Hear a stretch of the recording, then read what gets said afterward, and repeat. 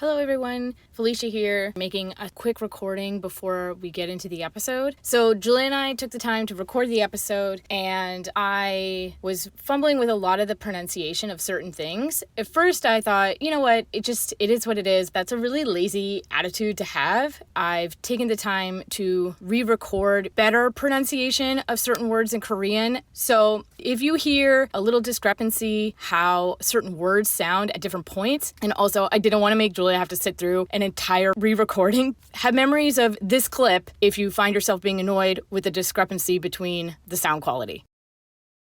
Hi, kids! Welcome to Camp Krusty! I'll see you in a few weeks. Until then, I've turned things over to my bestest buddy in the whole wide world. Mr. Black. I want you to treat Mr. Black. with the same respect you would give me. Now here's... Mr. Black. So, without further ado, enjoy the episode.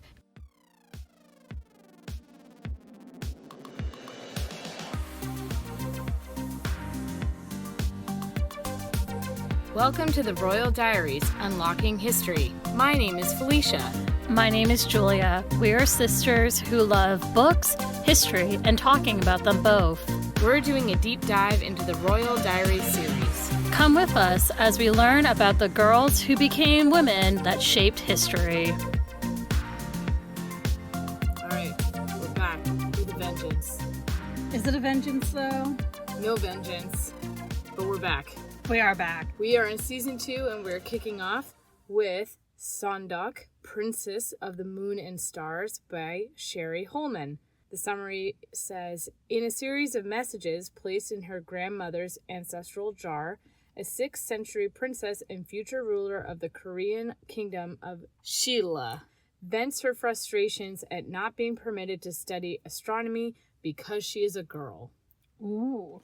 So, Sheila, not Silla. Silla. I mean, it looks like a Silla, so if I messed that up, I'm really sorry. Straight up, Korean language-wise, pronunciation-wise, I do not know enough. Yeah. So, very genuine forgiveness. I will do my best. So, what did you think about Såndåk? Reading it the first time, reading it again. So I remember reading this book and enjoying it a lot. And then reading it again now that I'm older. This book freaking slaps. I was going to say this. It is a slap till the end of time. I enjoyed this book. You know what? When I sat down to read it, some of this feels vaguely familiar, but not enough of it stood out to me a lot. But in this reread, my goodness, remember how I just kept saying my only complaint about Nzinga was I wish this book was longer? Mm-hmm. This book is the perfect length, and her characterization, it reminded me very much of Nzinga, where she's a young girl being trained actually as the heir, because in so many others of the situations, it's, well, you're probably not going to come to the throne. Yeah. Just when she's actually going to come to the throne, and so many good instances that push-pull between being a traditional good little daughter versus, no, you got to be a ruler. It was just an amazing book. Yeah. I really enjoyed this book. This might actually, so far, be my new fave. I think it might be actually up there for me too in terms of faves. One thing though is that for me, I remember more in details about this book though going into it. I remembered what happened with her mom. I remembered how the astronomy factored in, like how it became from a topic into a theme and all of that type of thing. Yeah. I remembered quite a bit about it. And so then like rereading it, there was a deeper appreciation. This book slaps. This is the only book I think that we've read where I need to go and put like an sticky tabs. Because if I do not go and share like some points that I really enjoyed about it, I would be disappointed in myself. Fair enough. I wonder if one of your standout things that you're going to share is the one that stood out to me that I really appreciated was at one point her mom has to oversee the silkworms. Even though she's a queen and an empress, it's women's work. So she has to oversee this process. And Såndåk obviously doesn't want to do this. What a waste of my time. But then she writes this very poignant thing of that push-pull of being, I want to reject doing woman things because I don't want to be just held into a box. But at the same time, I appreciate them. I don't know what to do.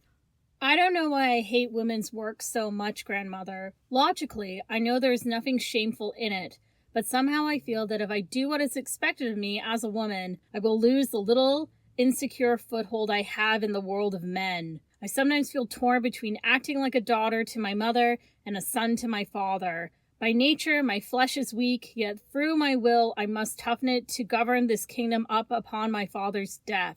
Maybe that Mu Dang was right. I am a tree without roots. That passage right there, when I was rereading this book, I just sat there for like a moment. This fake diary entry girl is speaking to me, not just past me as a child, still to this day. This passage speaks to me. Yeah. Oh, it's so good. I think that this is one of the things where some of these books are definitely more well written than others. Whereas we've talked about how do you go and integrate historical knowledge, how do you go and integrate what day-to-day life was like. The thing is that she does not just those two things, but she really knows how to go and actually address some meaningful concerns about subject positioning. There are actual themes in this book that are actually quite well realized, and it's quite dense in that way. There are a lot of threads going on here that culminate quite beautifully. It's just a very well written book. Yeah, it ties together very nicely. Mm-hmm. What was the other passage that stood out to you that you put your sticky tab in? Nothing in Mother's life has prepared her for this sort of betrayal. She has always spent her days dutifully tending the silkworms, weaving and overseeing the kitchen and storehouses. She has been an exemplary wife in all ways but one. It is so unfair, grandmother. It's just like, yeah, you can do everything right, so to speak, but again, because patriarchy knows no time and it knows like no borders. Yeah, exactly. And so it doesn't matter who you are if because you are unable to go and do one thing, which is of course giving a son. Make that baby boy. Yeah, and I think it's terrible. It's just terrible. Well, and it's talk about no time, place, and blah blah blah. The most infamous can't give the boy and pays the price for it is Anne Boleyn, so Elizabeth I's mom. Mm-hmm. So it's just Henry VIII striving to have a son, and even Mary Queen of Scots too, with her and her whole seeking of an heir and everything like that. Mm-hmm. But again, it's like how a woman's body can never go and exist within itself. It always will be part of a larger socio-political project. Yeah. No matter what. I really appreciated this book. I really liked it, enjoyed it. This one landed really well in terms of showing character growth and development, too, which felt very natural. Yeah. And didn't feel forced. I really felt like I got to know Såndåk as a person and not just as a historical figure, which was nice because sometimes part of that may have been on the flip side. We have it where there isn't a lot of documentation about the person, so it's up to the writer to really do the heavy lift and fill in a lot of gaps. So like with Lady of Chowku or, you know, even Cleopatra, we don't have nothing from their youth, you know? Yeah. So it's really trying to fill in the blanks that way. Såndåk's very much the same, but I think that she was very successful in that, okay, I don't have a lot of historical stuff to go on, but what can I do telling a story wise, moving this girl through this stuff? Definitely. So the way I'm going to do this is that peppered throughout my bio of her, we're going to explore different doors. Different doors? Yes. So imagine yourself in a room and there are 5 doors in front of you. And along the way, we'll leave the story of Såndåk and we will open a door and I will tell you about a part that relates to something about her life. And then we'll come back to Såndåk. Okay, I'll try not to get lost. Don't worry, I'll remind you when we're going back to Såndåk. But just because playing with the form, it is one of those things, how to give all this information that there are a couple of things in this book that was, that's pretty interesting. I wonder if I can find a bit more about that. So this is where I've done these sort of little bit deeper dives on that. On that note, I literally kicked this off by saying, not much is known about Queen Seondeok's early life, but we do know that she was born Princess Dekoman in 606 to King Jin Peon, the 26th king of Silla, and his first queen, Maya. Although some of Jin Peong's royal concubines had sons, neither of his official queens produced a surviving boy. Princess Dikoman was well known for her intelligence and accomplishments, and according to the surviving historical documents. One story tells the time of when the Emperor Taizong of Tang, China, sent a sample of poppy seeds and a painting of flowers to the Silla court, and Dikoman predicted that the flowers in the picture would have no scent. When they bloomed, the poppies were indeed odorless, and the princess explained that there were no bees or butterflies in the painting, hence her prediction that the blossoms wouldn't be fragrant. Were they poppies or were they peonies? In this book, they write peonies, which was strange to me because when it I'm said say, peonies have no scent, I'm like, that is a lie because I like burying my face in a peony. They smell delicious. So in this, it was poppies. So which tracks because poppies don't make a scent, and also think about Asiatic flowers. I think the reason why she might have chosen to use a peony is because a peony is really important in Korean culture. But I don't like they have a scent. Well, and also, what do you associate poppies with as well? Most people within the Western context, it's poppies are for Remembrance Day. That or, it's the opium trade, but yeah, that's that too. Thing. Cool. So door number 1 is the Kingdom of Silla. The Silla Kingdom is one of Korea's 3 kingdoms, along with the Paekche Kingdom and the Goguryeo Kingdom. Silla was based in the southeastern of the Korean peninsula, while Paekche controlled the southwest and Goguryeo in the north. So Korea is a peninsula. It hangs out off of Manchuria, China area. Yeah. And so in this time, the northern kingdom of Korea actually pressed pretty far into northern China. So you had these 3 kingdoms, and Silla was the smallest. The name appears on the records of Yatimo Japanese and the Jurkins, as well as ancient Korean documents. Japanese sources name the people of Silla as the Shiragai, while the Jurkins or Manchus referred to them as the Solho. Silla was founded in 57 BCE by King Park Haegeos. Legend says that Park hatched from an egg that was laid by a chicken dragon. Interestingly, he's considered to be the progenitor of all Koreans with the family name Park. So it's a very common last name. The more you know. The more you know. So for most of its history, however, the kingdom was ruled by members of the Gangju branch of the Kim family. The Silla kingdom would survive for nearly 992 years, making it one of the longest sustained dynasties in human history. Dang. However, the dynasty was actually ruled by members of 3 different families in the early centuries. The Kim family held power for more than 600 years, though it still qualifies as one of the longest known dynasties. So, the more you know. Oh, okay. So they're all technically related. It just passes down through and kind of like how the Plantagenets weren't actually all the Plantagenets, but we all know they were the Plantagenets. Very much so. Okay. So it's not like in China where it passes from the Sui dynasty to the Tang dynasty to the Dada. Even though it's different families, it's all considered part of the Silla kingdom dynasty. Okay. So that's why it's one of the longest dynasties. By the early 500s, early Silla had grown into a proper kingdom. It formally adopted Buddhism as a state religion in 527. Together with its ally, Paekche, Silla pushed the Goguryeo north out of the area around the Han River, now where Seoul is, and it went on to break more than a century-long alliance with Paekche in 553, grabbing control of the Han River region. Silla would then annex the Gaya Confederacy in 562, and in 654, King Mayo formed an alliance with the Tang dynasty in China. And in 660, he conquered Paekche, and his successor conquered Goguryeo in 668, bringing the entire Korean peninsula under Silla domination. Among the many accomplishments in the unified kingdom was the first example of printing.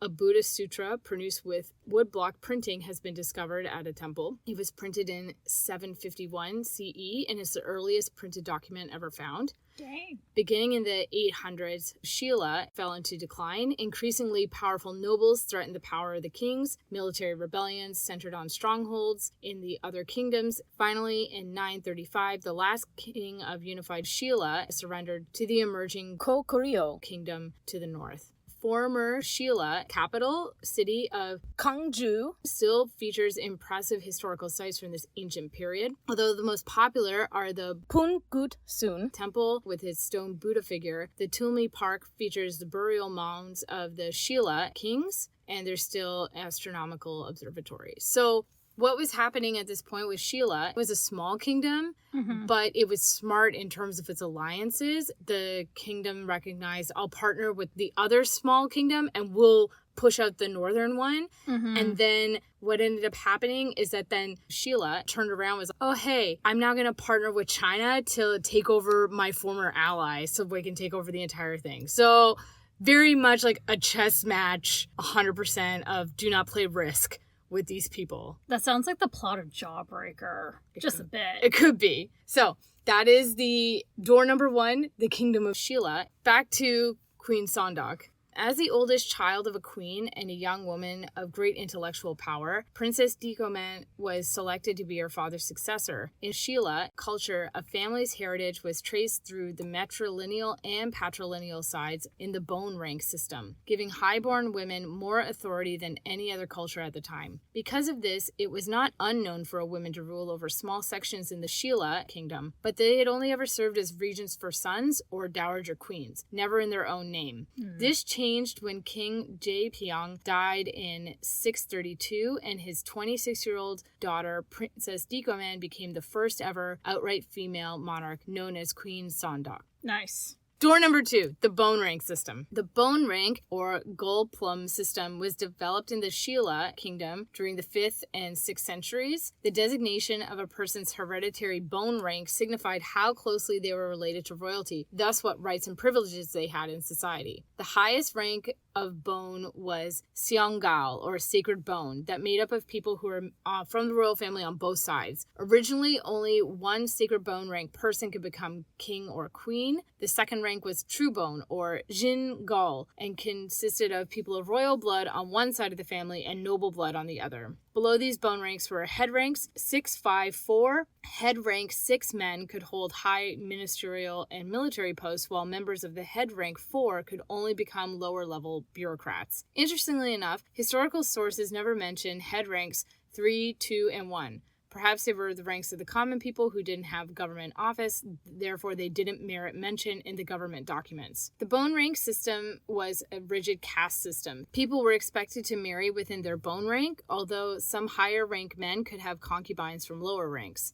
Of course. Of course. The sacred bone rank came from the right to assume the throne and marry other members of the sacred bone rank. Sacred bone members were from the royal Kim family that founded the Silla dynasty. The true bone rank included members of the other royal families that had been conquered by Silla. True bone rank could become full ministers. So head rank people were descended from sacred or true bone men and lower ranked concubines. They could hold positions like deputy minister, and you had only other jobs in government. But what happens if, like, I don't know, you had a baby genius and, oh no, sorry, you're just of the head rank. So, no, I feel like this person should be true bone and should be my prime minister or whatever. Was it super rigid like that? There was no chance of any sort of by merit or by ability. It's interesting that you bring that up because that ends up becoming one of the points that ends up dissolving the system because they wrote it down and it was very codified. It developed as a larger form of social control as the Silla kingdom expanded and grew more complex. And it was a handy way to absorb other royal families without having to give power to them.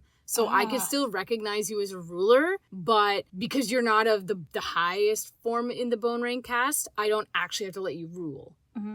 So because you're not from the original descendant kind of thing, the sacred bone. Yeah, you're not even on the same tree as us. You are below. So in 520, the bone rank system was formalized into law. The royal Kim family did not have any sacred bone males available to take the throne in 632 and 647. So sacred bone women became Queen Seondeok and Queen Jindeok respectively. When the next male ascended the throne, he amended the law to allow either sacred or true bone royals to become king because that was that whole, we don't have a man, but we have these women. So it had to do with that push-pull of what was more important to you. Having this caste system, this bone rank system still be in place, but then that means I'm going to have a lady ruler, or do I want to open it up so I don't have to have a lady ruler? I just read the back of the book, right, in terms of the historical note. But seen at a certain point, like, they just weren't having children, too, as well. Well, and that's because you get a smaller and smaller pool of who's available. Because if you have to be with someone who's in your bone rank class in order for your child to do whatever it is that they're supposed to do, you get very limited options. Limited options, and then probably there isn't a lot of diversity in the DNA, too, as well, which probably also caused a slew of problems. 100%. And then to your earlier point about like how codified and rigid this was, it was pretty rigid, but over time, many head rank 6 bureaucrats grew increasingly frustrated with the system. They were in the halls of power every day, but their caste prevented them from attaining high office. Nonetheless, the Silla kingdom was able to conquer the 2 other Korean kingdoms to create the unified Silla kingdom.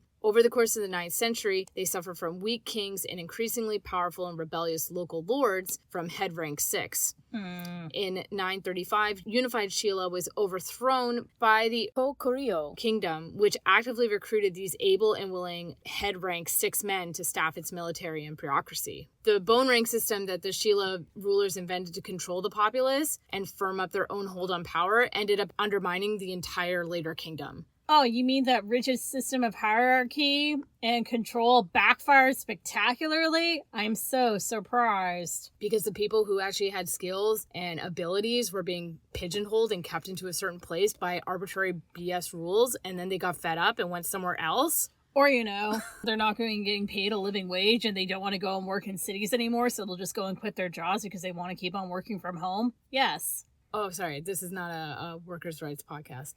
Thank you. That was door number 2. Back to Queen Seondeok. So during her 15 years on the throne... I feel like, sorry, just really quick, it's like we're almost like opening up like an advent calendar. And I'm like, what's behind this door? It's like, making our way to Christmas. Either that or in my mind, I was very much like imagining bad Price is Right type of game show where it's, do you want door number 2? It's the bone ring system. Da-da-da-da. Full confession, though, I've never seen a full episode of The Price is Right, and I still have no idea how it works. And I don't think I ever really want to learn. There are just some things I don't need to know in my life. I don't know what to say about it. You've never had the pleasure and the awkward feeling of Bob Barker telling you to spay and neuter your pet? No. Oh. No, I really don't want to have that now. Thanks. You're welcome. Okay. Door number 3. Back to Såndåk. Back to Såndåk. So, during her 15 years on the throne, Queen Seondeok used skillful diplomacy to form stronger alliances with Tang China. The implicit threat of Chinese intervention helped ward off attacks from Silla rivals. Yet the queen was not afraid to send out her army as well. In addition to external affairs, Såndåk was able to encourage alliances with the leading families. She arranged marriages between the families of Taejong the Great and General Kim Yu-sin, a powerful bloc that would later lead to unify the Silla kingdom and end the Three Kingdoms period. The queen was interested in Buddhism, which was fairly new to Korea at the time, but already was the state religion. As a result, she sponsored temple construction near Gwangju in 634. The 80-meter tall Hwanyi-yeonsa pagoda included 9 stories, which represented each one of Shilla's enemies: Japan, China, Shanghai, Tangji, Yangzhou, Manchuria, Dangguk, Yeojuk, and Yamik, another Manchurian population associated with the Northern Kingdom. They're all depicted on the pagoda until the Mongolian invaders burned it down in 1238. In terms of a statement piece, I'm building a tower that shows how all the rival kingdoms are just stacked on top of each other, but I am on the very top. I really appreciate that level of power move. That's how you do it. 80 meters tall. That's quite a feat of engineering. Exactly. Like, what did they build? It's like, they built a lot, okay? They've done a lot. So, door number 3, astronomy in Korea. Oh, I'm excited about this. Okay. Aside from China, Korea is the country with the longest history of astronomy in the world. To meet the need for astronomical almanac to assist agriculture, Korea's ancestors developed astronomical observatories and instruments for studying the celestial bodies and left behind many historical artifacts and a rich heritage. Although these inheritances have disappeared or were destroyed due to many foreign invasions and wars, many artifacts of Korea's historical astronomical heritage still are preserved. charts, observatories, records from various periods of the country's history. Korea's historical books include around 25,000 records on astronomical observations based on Korean steady and systematic observation of the skies over the course of 2 millennia. So these records of astronomical observation are not only significant for historians, but they're also employed as important data in contemporary astronomical research. So scientists now will actually use what they did from these ancient documents with their modern instruments, and then they recognize that they were accurate in their predictions and what they were graphing and reporting. Using modern day science techniques, they got it. They did it right.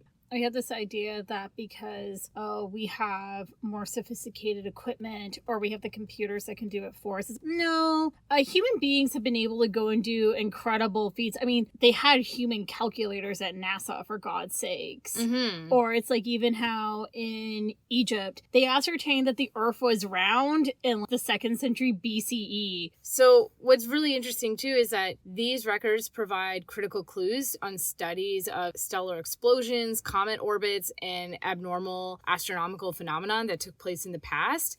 And they also can be utilized to predict what's happening in the future. So Korea's historical astronomy proves that Korea's outstanding scientific achievements of the past are research for contemporary astronomers, and the study of historical astronomy is now being recognized as a significant part in the new study. Instead of viewing it, oh, that's in the past, it's we are continuing the work forward. It's all still the same study. Mm-hmm. So it's kind of great that way. The official history book of the Three Kingdoms period is a representative text that contains 240 records of astronomical phenomenon, including solar lunar eclipses, planetary movements, meteors, showers, sunspots. By applying these numerical algorithms in relation to celestial bodies, it's been verified that these records are factual from the astronomical phenomenon that these texts contain. And they verified this also with the records that they found in China and in Japan. Unless you're like the mean ambassador in this book, who is just such a dick. I'm really grateful that he got his comeuppance, and I'm also, what prudence of this young lady to save face for her father instead of being, I told you, Dad. I know, Don't right? believe this clown. Which on one hand is definitely, I see that you got your clown shoes on and we're squeaking, but I'm gonna go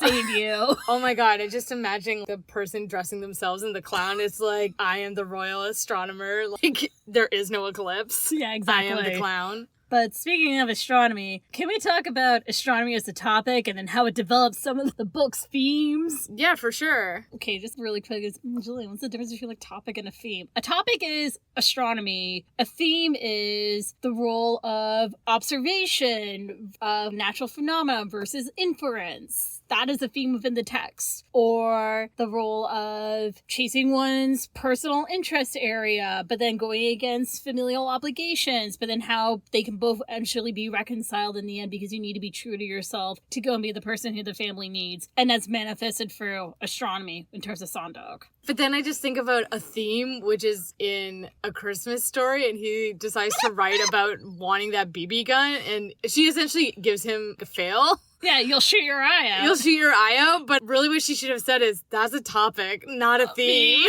Exactly. Anyways, it's sort of how we were talking about with the other books, how there always is something that is really progressing the journey or that is really underpinning, where either you go and you have Marie Antoinette, it's that she's going to Versailles, she's leaving everything that she knows, that she's going into this new strange place, to Cleopatra needing to go on this journey, and then she becomes an adult and all the changes that she goes under. Point is, like, their own personal transformations and journeys, but then you go and you have people like the Mary Queen of Scots book, where it's so we're working towards this confirmation. What's going on? How does this tie or anything? Yeah, there isn't really a journey, so to speak. So personal or physical. Yeah, it's kind of like with Queen Victoria. Yeah. Like even with her, because it's the same thing. She's prepping for her exam with the bishops, but then she just gives her snappy, very cheeky Queen Victoria replies. But other than that, there isn't really any substantial growth or change. Whereas in this book, genuinely genuinely, she has her very personal interest and love of studying the stars, and she has her own instruments, and she keeps saying to her dad, maybe this will be the year I'll get my own observatory, like fingers crossed. And then she's clashing against the Chinese ambassador, who is very, women should be seen and not heard, and don't deal with this astronomy stuff. I'll predict the eclipse. What do you know? Yeah. And then Lord Lin Fang. You know where you read a character and you're just like, I can't stand them. I'm just going to forget everything about them. That's where he's at in my mind. Yeah. Yeah. And then her dad is sort of put in this very awkward position of, okay, I can't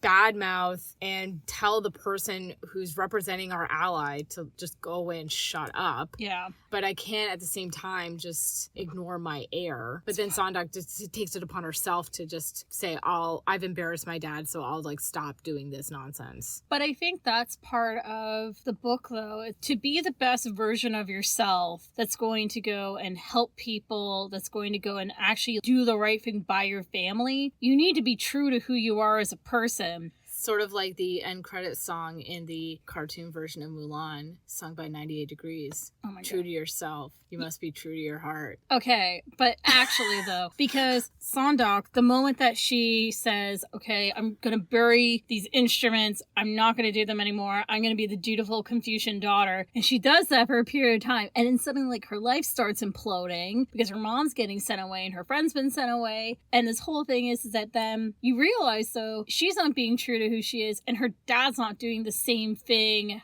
as well. They're not following the way how they're supposed to be. Well, who they really are as people. Yeah. Her dad is choosing duty to set aside his wife to have a younger woman so that he can hopefully make a son, because that's what you have to do as a duty. But genuinely, he probably doesn't want to do this. Well, at least in this book, he seems like he genuinely cares about his Såndåk's mother, and he doesn't want to have to do that. But he decides to go and do it because he's not being true to himself. Also, one final thing before we tie this back to astronomy. Yes. Is that I do appreciate too, by the way, that Såndåk's stepmom is not demonized or made into a bad person. No. Because that would have been a really easy, but fundamentally a very cheap artistic choice that the writer could have done. But there was a choice not to go and do that, and I appreciated that. Yeah, they showed her to be just as much of a pawn at the whims of this person that the mother was originally. She wasn't scheming to take over from the mom. She doesn't have a choice. Basically, the marriage is brokered between her father and the emperor, and like, that's that. Yeah. Anyways, because Såndåk, in her exploration of the stars, is seeking the truth and following her passion, true to herself. So that's part of its themes, and that's what astronomy goes and tells us, and I'm doing a really bad wrap-up job. I really, really love this book. I'm holding it right now against my chest being like, I love you so much. It is accurate. The astronomical system of the era are images found in these tombs that have been preserved. It's sort of an acknowledgement and understanding of when you die, it's becoming a celestial being, or the importance of the stars playing in shaping lives and shaping death as well. So the fact that constellations showing the positioning of the Big Dipper and Sagittarius respectively in the north and south on the Korean peninsula are what are depicted on the walls in this particular tomb. That's still being preserved from the Silla kingdom. This is interesting to your point of how this is a thing that is about her and her character, and it's talked about a lot, but what is Korea's role in the sort of history of astronomy? And I would say they're one of the leading nations in that history and continuation of that science. Love it. So closing that door, back to Queen Seondeok. Near the end of her reign, Queen Seondeok faced a challenge from Silla nobleman called Lord Bidam. Sources are sketchy, but he likely rallied supporters under the motto, "Women rulers cannot rule the country." It doesn't really ring true, but it doesn't sound far off from the other tweets and bumper stickers that we've seen whenever a woman tries to have any political power. True. The story goes that a bright falling star convinced Bidam's followers that the queen, too, would fall soon. See celestial bodies? In response, Queen Seondeok flew a flaming kite to show that her star was back in the sky. Just 10 days, according to the memoirs of a Silla general, Lord Bidam and 30 of his co-conspirators were captured. The rebels were executed by her successor 9 days after the queen's own death. So, 10 days and then 9 days, and she died. I'm like, whoa, back up. Give me a timeline here. So it's more about just a snapshot about this guy's revolt, because I wanted us to go into another door, which is the role of women in Korea in the pre-Chosun era. Okay. Because I don't know about you, I don't know a lot about the role of women in Korea around this time. So yeah, I only know about the role of women in ancient China, and that is very different. Yeah, very much so. So, the Silla kingdom granted women considerable rights. Women were not solely viewed as secondary citizens. Many women made considerable political and domestic contributions. Unlike later periods, Silla women were not confined to homes. They largely contributed to the tax and labor force, and lower and middle class women, regardless of marital status, often worked in agriculture, assisted their male relatives in learning trades. As vital members of the workforce, both men and women were expected to pay taxes until 60. Males and females shared the responsibility of financially supporting families. Lower and middle class men were subject to military conscription, and the wife would serve as head of the household in the husband's absence, exerting control over finances and daily activities within the household. Families subsequently traced both male and female lineage, and a woman could not be divorced for failing to produce a male heir. What a concept! Yes. Silla noblewomen also enjoyed considerable influence. Their education and intelligence enabled them to be important members of court, and some gained main positions of political power. 3 women served as rulers, while others achieved influence as royal consorts, concubines, or through the manipulation of their male heirs. Right away, Såndåk is not an anomaly. And I think the critical part too is, even in the bone rank system that connects to this as well, is that we don't just care about where's the father from, we care about the mother's line too. Yeah. And if you are in a society that doesn't care about women, you won't need to track that at all. So think about how many women we've talked about when we're thinking we don't know a specific date of when they were born or all this kind of stuff, because just women don't matter. Yeah. But in era and time in Korea, women did matter enough that there was going to be proper documentation of it. Wild. Absolutely wild. I know. You guys should have just seen Julia's flipped out face when I was talking about equitable contributions in the workplace and equal taxation until the age of 60.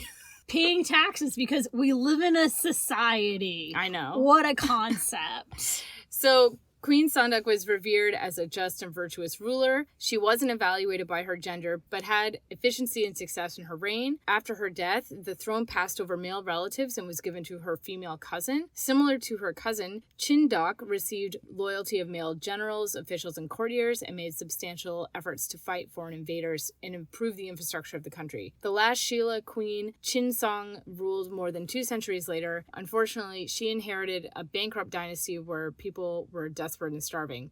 Other Silla women served as regents, representing husbands from behind the scenes. The significance of this practice indicates respect was held for the mother, and responsibility bestowed indicates that the consensus was women were able to make intelligent political decisions. Wives and concubines held the affectionate ears of the ruler, were also able to influence politics and advocate for issues. The vital presence of Silla women therefore indicates this period of Korean history, women were not seen as delicate, incapable beings, but dependable, important members of society. Here, here. What a concept. I know, right? The Goryeo dynasty from 918 to 1392 initially took a fairly liberal stance on women, but the growing influence of Confucianism ultimately caused the status of women to decline. Whamp, whamp. According to records of Chinese traveler Zhu Jing, women and men interacted freely with no laws prohibiting male and female social exchange. Women could also inherit property, and the inheritance was split equally between sons and daughters. If a woman died without children, her possessions would be passed to siblings as opposed to her husband. The practice of allowing women to inherit is indicative of the relative respect women were regarded with. Like men, they were endowed with enough trust to own property. What? Oof. Marriage, however, was expected by all respectable Goryeo females, and single women were generally looked down upon. Of course. Yeah, there's always got to be a catch.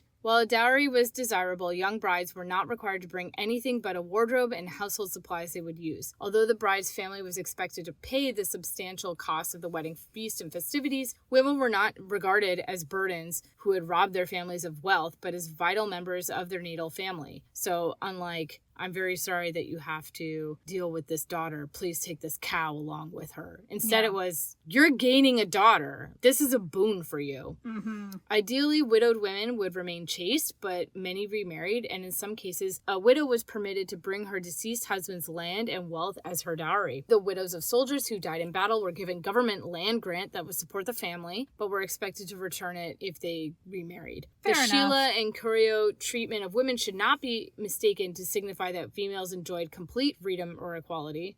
When have women ever experienced complete freedom and equality? Never. Never. Women continue to be under the jurisdiction of men and subject to strict behavioral expectations. As time progressed, records show increasingly the number of women being confined in the home and restricted from outside labor. Wealthy women began to be raised upon the ideals of Såndåk, a Koryo book that taught women to uphold filial and submissive behavior. Like I said, Confucianism, which had increased in popularity during this period, encouraged the strengthening of mutually exclusive gender roles, and the status of women declined throughout the dynasty. It's always interesting how that the moment that a social political philosophy that just goes and boosts men up and of course limits women, which then increases men's power, I'm so surprised that it became popular. Yeah. So surprised. So surprised.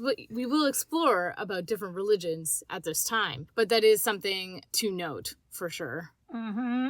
We are now leaving the door of Korean women and their role in society at this time. Okay. Back to Queen Seondeok information. Okay. In addition to the story of the poppy season in her childhood, further legends about Queen Seondeok's predictive abilities have come through the word of mouth and scattered written records. One story is a chorus of white frogs appeared in the dead of winter and croaked ceaselessly in the Jade Gate Pond at the temple. When Queen Seondeok heard about their untimely emergence from hibernation, she immediately sent 2,000 soldiers to Woman's Root Valley, west of the capital, where the Sheila troops found and wiped out a force of 500 invaders from the neighboring kingdom. Nice. Her courtiers asked the queen how she knew the soldiers would be there, and she replied, frogs represented soldiers, white meant they came from the west, and their appearance at the Jade Gate, a euphemism for female genitalia, told her the soldiers would be in Woman's Root Valley. Another legend preserves the Sheila people's love for the queen. According to this story, a man traveled to the temple to see the queen who was making a visit there. Unfortunately, he was tired out by the journey and fell asleep while waiting for her. Queen Seondeok was touched by his devotion. She gently placed a bracelet on his chest as a sign of her presence. When he awoke and found the queen's bracelet, his heart was full of love. It burst into flames and burned down the entire pagoda.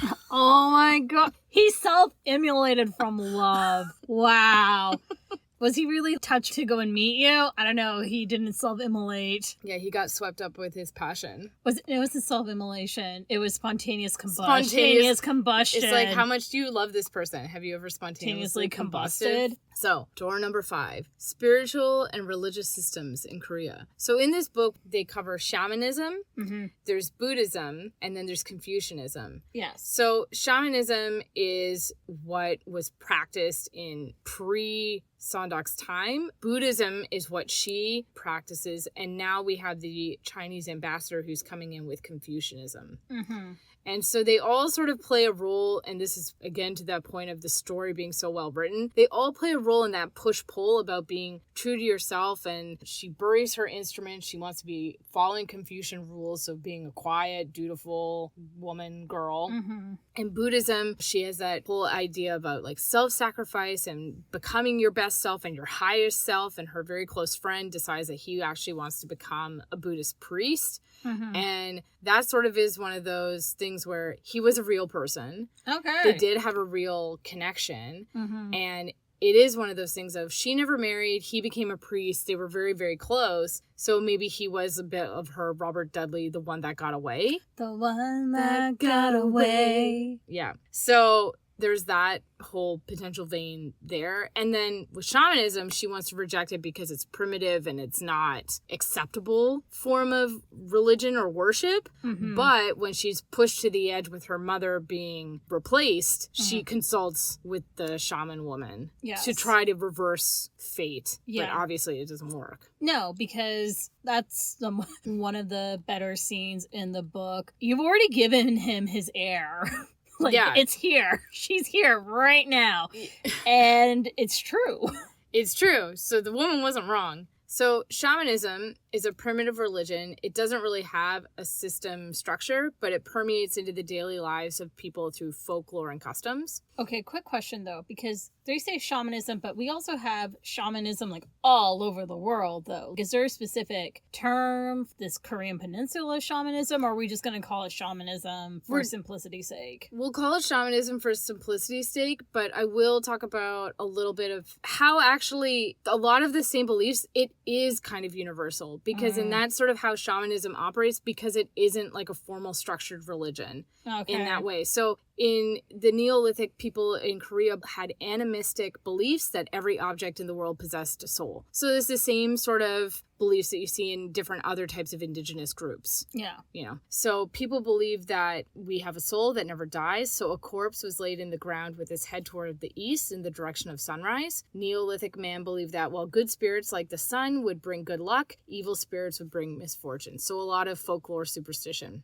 Shamanism eventually gave way to Confucianism or Buddhism as a tool for governing people, but its influence lingered on. The shaman, the mudang in Korea, is an intermediary who can link the living with the spiritual world where the dead reside. The shaman is considered capable of reverting bad luck, curing sickness, assuring passage from this world to the next. The shaman is also believed to resolve conflicts and tensions that exist between the living and the dead. Korean shamanism includes worship of thousands of spirits and demons believed to dwell in every object in the natural world, in rocks, trees, mountains, streams, and in celestial bodies. The introduction of the more complex and codified religions like Taoism, Confucianism, Buddhism did not result in the abandonment of these beliefs. Instead, they assimilated elements of shamanistic faith and coexisted. The shamanism has remained an underlying religion in the Korean people, as well as a vital aspect to their culture. Cool. It's kind of like how you have like Santeria, where it's like a mixture of West Africa and Roman Catholicism, and it sort of becomes like its own. It's its own thing, or it's like, it's still like the same idea of, you know, people still believe in, you know, the pixies or the fairies or something. Don't knock over this milk because then the fairies will come and blah, blah, blah. Oh, it's a fairy circle. Like that kind of stuff. It still is peppered throughout every culture, I think. Okay, so we have Buddhism here, Taoism here. It's like we're still going to go and take the elements. And the same that like Catholicism went and took a bunch of pagan imagery and just incorporated it into the Catholic Church. 100%. So Buddhism is a highly disciplined philosophical religion that emphasizes personal salvation through rebirth in an endless cycle of reincarnation.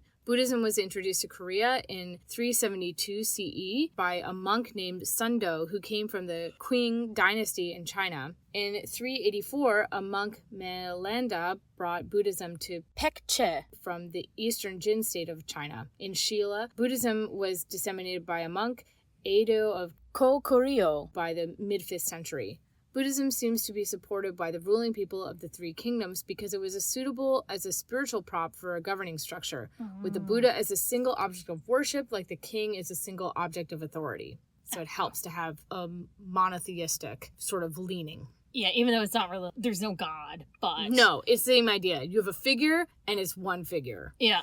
As opposed to every single rock having a spirit. And then it ends up being, well, if every single rock is a spirit, then every single person has the capability of ruling. Can't have that. No, cannot do that, no. Under royal patronage, many temples and monasteries were constructed, and the believers grew steadily. By the 6th century, monks and artisans were migrating to Japan with scriptures and religious artifacts to form the basis of the early Buddhist culture there. So Buddhism in Japan comes from Korea.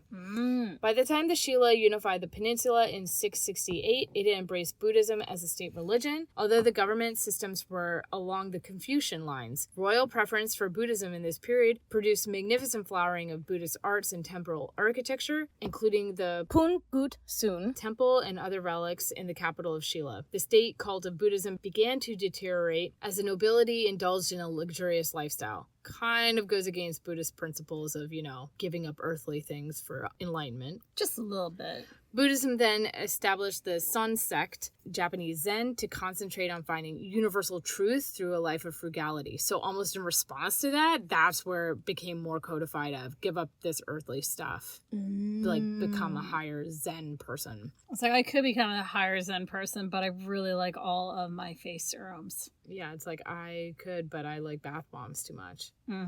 Confucianism was a moral and religious belief founded by Confucius in the 6th century BC. Basically, it's a system of ethical principles, benevolent love, religious righteousness, decorum, and wise leadership, designed to inspire and preserve the good management of family and society. Confucianism was a religion without a god, like early Buddhism. But as ages passed, the sage and principled disciplines were canonized by later followers. Confucianism was introduced along the early specimens of Chinese written materials around the beginning of the Christian era. The three kingdoms in Korea all left records that indicate early existence of Confucian influence. In Korea, the state university called Ta Che Kam was established in 372, and private Confucian academics were founded in the province. Pekche set up such institutions even earlier. In unified Silla sent delegations of scholars to Tang China to observe the workings of Confucian institutions firsthand to bring back volumes of writings on the subject. For the Korean dynasty in the 10th century, Buddhism was a state religion. Confucianism formed the philosophical and structural backbone of the state. The civil service examinations adopted the Chinese system in the late 10th century, greatly encouraged the studies of Confucian classics, and deeply implanted Confucian values in Korean minds. So it was just thought to be, this is a better way of governing people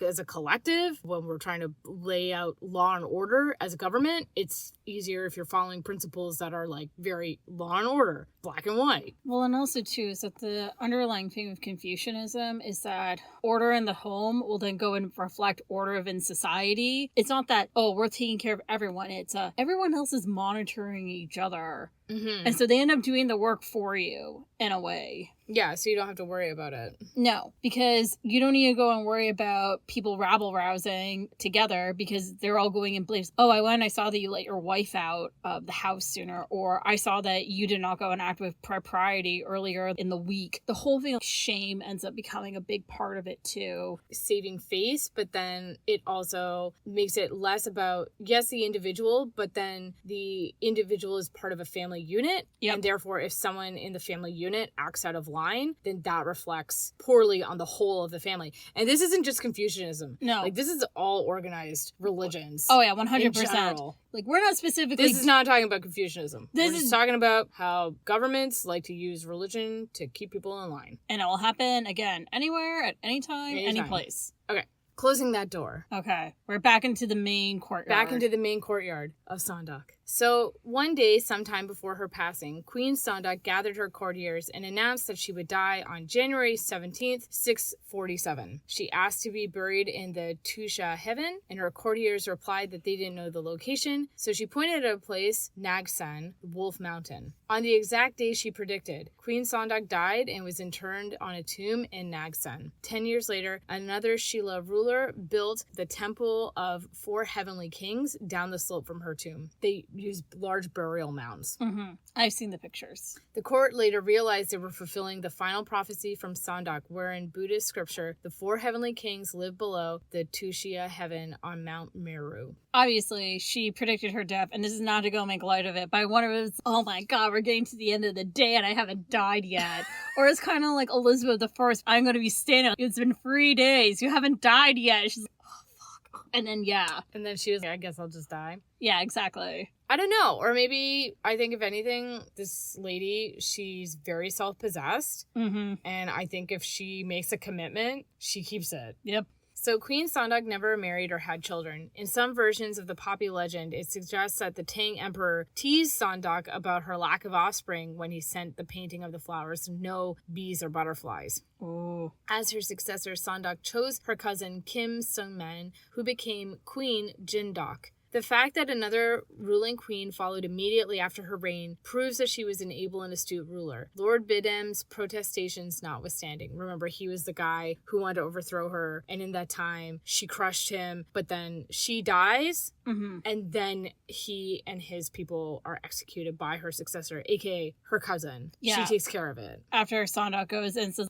you bitch, you thought. Her fire kite. I need an illustration of that. Yeah. Let's make that into like a new thing. Like I set up up a fire kite. I'm sending out my fire kite. So the Silla kingdom would also boast Korea's third and final ruler, Queen Jinsong, nearly 200 years later from 887 to 897. So the thing about Såndåk, which I think is really important to understand, is that she's a remarkable person, but she's also not an anomaly. She's actually a wonderful example of look what can happen when, instead of just saying, I guess this is a weird thing, we'll make the girl the ruler.